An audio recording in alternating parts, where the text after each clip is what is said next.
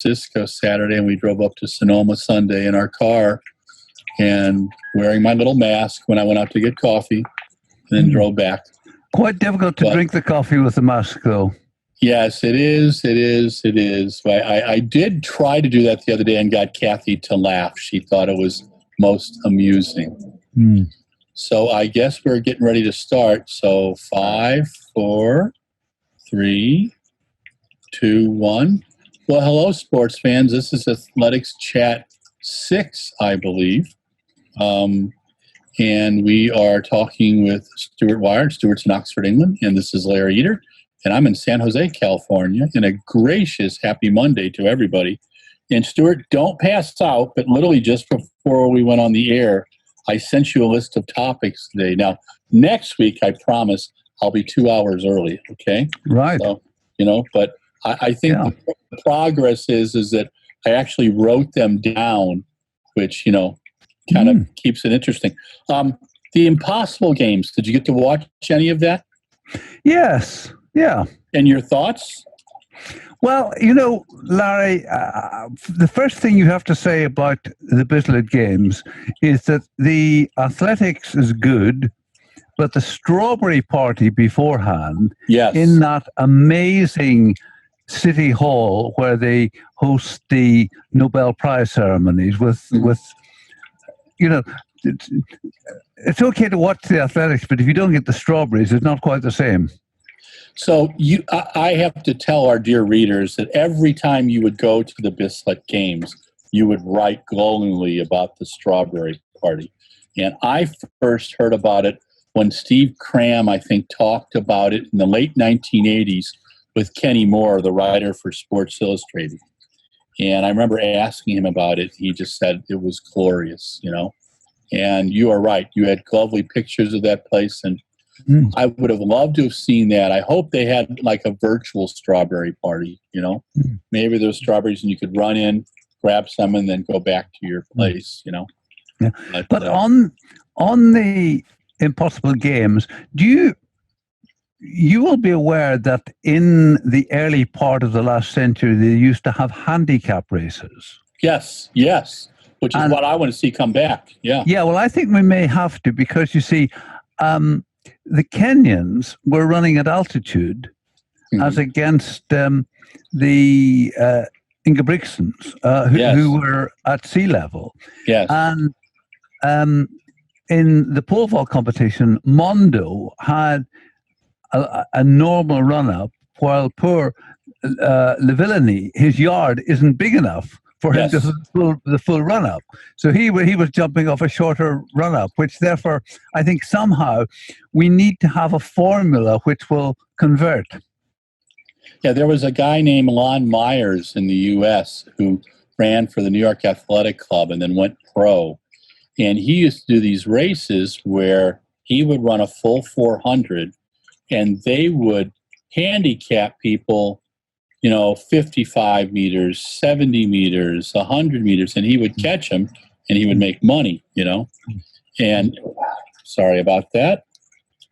I thought my lovely phone was off, and it likes to do things where we will now. Oh, I just know what I need to do. If I just put on the little airplane mode, which I haven't had to do for a while. And we're good again now. Sorry about that. What is an airplane? Could you just remind me? Yes, I had only been on one since March, which was really strange. I went 2 flights. I went from Madison to Denver, about 1,000 miles, and then went from Denver to San Francisco, another 1,500 miles. The first flight, they moved me up to first class, which was nice. But there were 3 guys in first class and 9 seats open. It's just it's a very strange world to fly. And Michael was flying yesterday, our production manager, and he said that in Denver, it was like nothing was open in the airport. And most people, thankfully, are wearing masks. Although there is a whole, conspiracy thing in the U.S. My favorite conspiracy is that aliens brought COVID to us. Now, I must tell you that 26% of Americans believe that Elvis is still alive.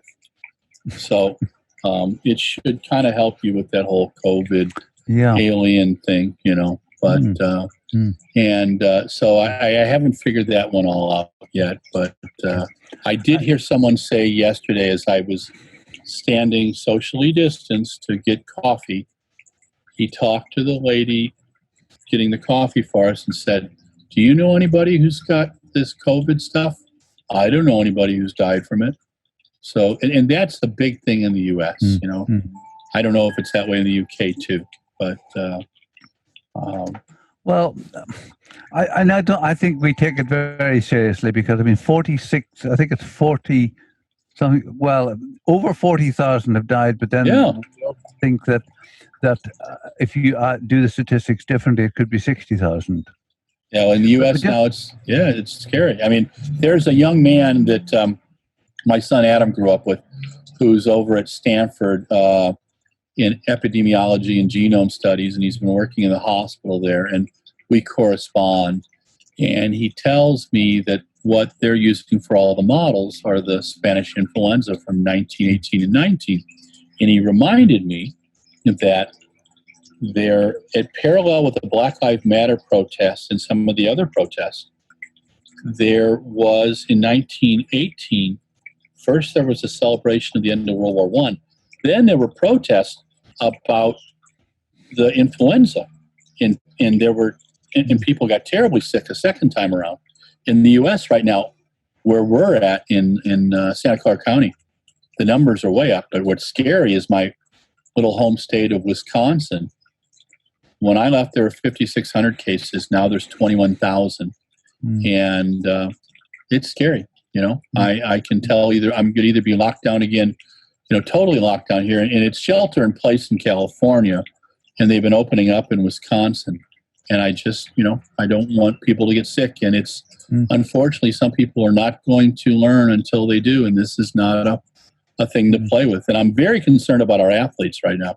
You know, it's just I thought the Impossible Games, they did a lovely job with it, Stuart. You know, they is as good as they could do, and I think that just off the top of my head, if they would have let the Kenyans run about 2,600 meters, maybe 2,700 meters, so give them a 200-meter lead, I think that would have been an honest race.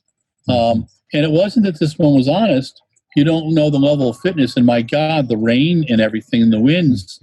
Anybody who's been on a track and those kind of conditions knows that's difficult. So, you know,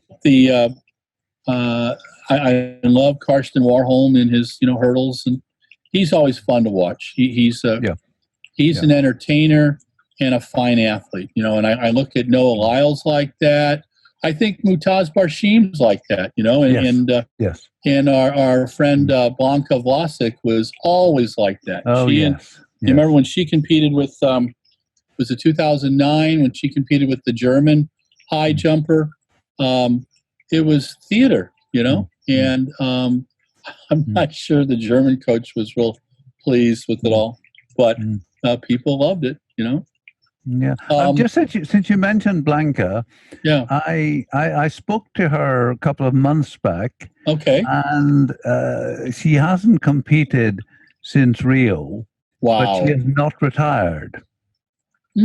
She's had surgery, and she was hoping to do the Olympics this year, and will be hoping to do the Olympics next year. Well, she's you know, I got to interview her in my last time, Paris 2000. I would interview every year at Paris. In Paris 2017, she almost brought tears to my eyes, and I'll have to pull that interview up. She talked about the struggle she was having with her Achilles and how much she loved the sport, but how difficult it was. And I never, you know, she always is good interview, good quote. But there's those times when athletes get to that special place, like Adam Jot, the Polish 800-meter runner. in Birmingham in 2018. My son Adam and I sat down and interviewed him, and we were doing it on Facebook at the time. And he got into the zone talking about why he competed, the level of competition, what he loved about competing, what he had learned from his coach. And it was like, I wanted everybody to see it, because it was one of those, moments that in a career as a journalist, you kind of go, wow, this is why we do it. But we've got so many athletes like that. I mean, Blanka was absolutely wonderful. I think Renaud Lavillenie is really fun to interview. My favorite, though, is taking him, Mondo, and Sam Kendricks together, because they really enjoy each other. Yeah. They want people to get into the pole vault, I recall a piece years ago that I wrote about how women's pole vault saved the men's, and that's true. But these guys now are building the pole vault, and on the men's side, you got Kendricks, you got Piotr Vlasic. The Polish vaulters are a lot of fun to interview, and it's always good to have a pole in the pole vault.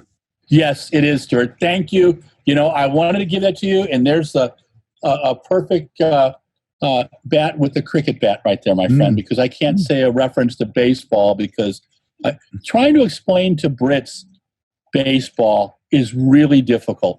They understand the part about drinking beer at the game. Not a problem with that.